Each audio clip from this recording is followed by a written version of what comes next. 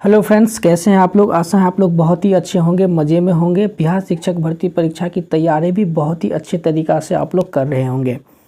बिहार शिक्षक भर्ती परीक्षा की तैयारी के उद्देश्य से एनसीईआरटी एससीईआरटी पैटर्न पर आधारित हिस्ट्री के कुछ क्वेश्चंस को आज हम लोग रिवीजन के तौर पर देखने वाले हैं। यदि आपने प्राचीन भारतीय इतिहास को कंप्लीट कर लिया है तो आप इस क्वेश्चंस को लगा सकते हैं, अन्यथा अगर आपने कंप्लीट नहीं किया है तो भी आप लगा लीजिए, लेकिन ज़्यादा बेटर रहेगा कि जब आप थ्योरी को अच्छे से पढ़ लीजिएगा उसके बाद एमसीक्यू लगाएंगे तो चीज़ें ज़्यादा समझ में आपको आ जाएंगी। अंतिम मौर्य सम्राट कौन था? अंतिम मौर्य सम्राट जो थे वो बृहदत्त थे। ऑप्शन नंबर बी इसका राइट आंसर होगा। नेक्स्ट क्वेश्चन है कि ब्राह्मणी लिपि की व्याख्या किसने की थी? ब्राह्मणी लिपि की व्याख्या करने वाले जेम्स प्रिंसेप थे, जिन्होंने 1837 ईस्वी में किया था। नेक्स्ट क्वेश्चन है कि निम्नलिखित में से किसका नाम देवा नाम प्रिय है? अशोक का। ये तो आसान सा प्रश्न है। निम्नलिखित में से किसे अमित घात कहा जाता है? तो बिंदुसार को अमित घात के रूप में जाना जाता है। चंद्रगुप्त मौर्य के प्रसिद्ध शिक्षक चाणक्य का संबंध कहाँ से है? तो तक्षशिला विश्वविद्यालय से। Option number C. प्राचीन भारत के प्रसिद्ध शासक जिसने जीवन के अंतिम समय में जैन धर्म को अपना लिया था? ऑप्शन नंबर सी इसका राइट आंसर हो जाएगा। चंद्रगुप्त मौर्य जो है सो अपने अंतिम दिनों में जाकर के जैन धर्म को अपना लिया था। कर्नाटक के श्रवणबेलागोला जो स्थान है वहाँ पर चंद्रगिरी पर्वत पर जाकर के उन्होंने संलेखना विधि से अपने शरीर को त्याग कर दिया था। तो ऑप्शन नंबर सी इसका जो है राइट आंसर हो जाएगा। अगला प्रश्न है कि कला की गंधार शैली की स्थापना हुई थी। कहाँ हुई थी कला की गंधार शैली की स्थापना? तो इसकी जो स्थापना हुई थी दोस्त वो उत्तर पश्चिम भारत में हुआ था। तो ऑप्शन नंबर सी इसका राइट आंसर हो जाएगा। अच्छा, नेक्स्ट क्वेश्चन है कि कला की गांधार शैली का विकास किसके शासन के दौरान हुई थी? तो शासन के दौरान मतलब शासक पूछ रहा है कि किसके शासन के दौरान हुई थी। तो ऑप्शन नंबर बी भी इसका राइट आंसर हो जाएगा। नेक्स्ट क्वेश्चन है कि पश्चिम भारत में चट्टानों को काटकर बनाई गई सबसे पुरानी गुफाएं हैं। तो सबसे पुरानी गुफाएं नासिक, एलोरा और अजंता की। ऑप्शन नंबर ए इसका राइट आंसर हो जाएगा।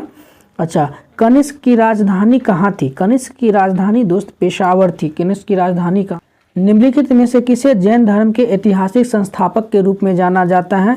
इजी प्रश्न है। ऑप्शन नंबर सी इसका राइट आंसर हो जाएगा। अगला क्वेश्चन है कि निम्नलिखित में से कौन सा बुद्ध द्वारा समर्थित मध्यम मार्ग के तत्वों में से एक था?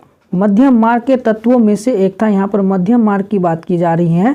तो ऑप्शन नंबर बी इसका राइट आंसर हो जाएगा। नेक्स्ट क्वेश्चन है कि निम्नलिखित में से कौन सा संप्रदाय वैध ज्ञान के स्रोत के रूप में अनुभव और अनुमान को स्वीकार करता है? तो अनुभव और अनुमान को स्वीकार करने वाला वो भी वैध ज्ञान के स्रोत के रूप में। ऑप्शन नंबर बी इसका राइट आंसर हो जाएगा। वैशेषिक। विभिन्न संवत और उनसे संबंधित वर्षों के निम्नलिखित युग्म में से कौन सा युग्म जो है गलत है? ध्यान रखना, गलत की बात पूछ रहे हैं। तो ऑप्शन नंबर ए देखिए कि शक संवत 78 ईस्वी में ये सही है। दूसरा नंबर गुप्त युग 318 से 319 ईस्वी, ये भी सही है। ऑप्शन नंबर सी देखिए विक्रम संवत 58 ईस्वी दिया हुआ है। ऑप्शन नंबर सी जो है जो ये गलत हो जाएगा। सी क्या हो जाएगा? गलत हो जाएगा। तो ऑप्शन नंबर सी इसका क्या हो जाएगा? राइट आंसर हो जाएगा। Option number C. किसके सिक्के पर पहिया पाया गया था? किसके सिक्के पर पहिया पाया गया था? तो मीनांडर के सिक्के पर पहिया पाया गया था। Option number A right answer हो जाएगा। निम्नलिखित में से किसे कनिष्क के द्वारा चीन से नहीं जीता गया था? तो ऑप्शन नंबर बी कपीसा। निम्नलिखित में से किसे पश्चिम का साधु कहा जाता है? तो पश्चिम का साधु के रूप में किसे जाना जाता है? तो सेंट थॉमस को जाना जाता है। प्राचीन भारत का सबसे बड़ा शहरी केंद्र कौन सा था? प्राचीन भारत का सबसे बड़ा शहरी केंद्र के बारे में पूछ रहा है। तो ऑप्शन नंबर ए पाटलिपुत्र इसका राइट आंसर हो जाएगा। यूथेडेमिया का मूल नाम क्या था? यूथेडेमिया का जो मूल नाम था वो ऑप्शन नंबर बी शाकल इसका मूल नाम था, वास्तविक नाम था। संत थॉमस के किस राज्य की यात्रा की थी? संत थॉमस ने किस राज्य की यात्रा करी थी? तो option number B right answer होगा। गोंडो फर्नीज की यात्रा करी थी।